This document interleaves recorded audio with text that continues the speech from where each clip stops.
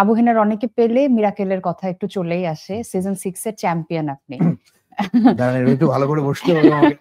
জি, এবার একটু বলেন। আচ্ছা, সংখ্যায় একটু ভুল থাকতে পারে। আমি দেখেছি যে অনেকগুলো ধাপ তো পেরিয়ে চ্যাম্পিয়নশিপ অর্জন করতে হয়েছে। যে 40টি রাউন্ডের মধ্যে সম্ভবত 25টি রাউন্ডে আপনি ফার্স্ট হয়েছেন। জি। সেই সময়ে সবথেকে মেমোরেবল রাউন্ড কোনটা ছিল?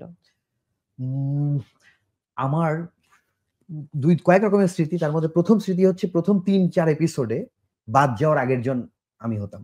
অর্থাৎ আমার মনে আছে 18 পেয়ে একজন বাদ গেল, আমি 18.5 পেয়েছি। এরকম ভাবে ৩-৪-৫ এপিসোড। তো আমি গ্রুমিং এ ভালো করতাম। অর্থাৎ যে রুমের মধ্যে যখন আড্ডা হতো, ওখানে কি হতো আমি আড্ডা দিতাম, গান করতাম আর জোক শোনাতাম। খুব চার্মিং। তো আমাকে গ্রুমার সৌরভ পালোধি বলল, এক কাজ কর, তুই গান দিয়ে শুরু করবি। আচ্ছা।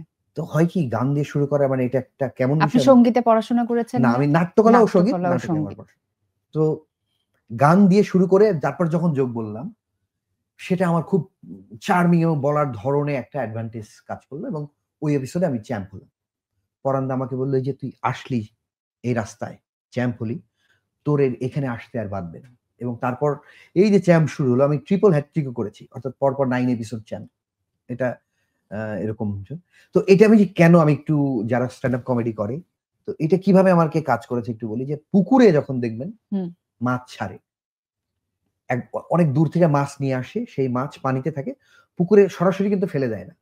প্রথমে পুকুরের পানি আর এই পাত্রের পানি একটু মিক্সড হয়, এই মাছটা অ্যাডাপ্ট করে নেয়, তারপরে ও ওই মাছটা ওই পরিবেশে খাপ খায়। ঠিক তেমনি আমি জোক বলতে যাচ্ছি, কিন্তু জোক না, আমি প্রথমে গান করলাম নিজের মতো, আমি স্টেজটাকে বুঝে নিলাম, সবার দৃষ্টি আসলো, আমি মনে মনে ভাবলাম কি দিয়ে শুরু করব, দেন তারপর স্টার্ট, দেন স্পার্ক, বাস। ওকে, এই কিছু ট্রিক্স আর কি। গ্রেট। আর আমরা তো বাকিটা জানি, সেই চ্যাম্পিয়নশিপ অর্জন, তারপর আপনি কিভাবে এগিয়ে যাচ্ছেন।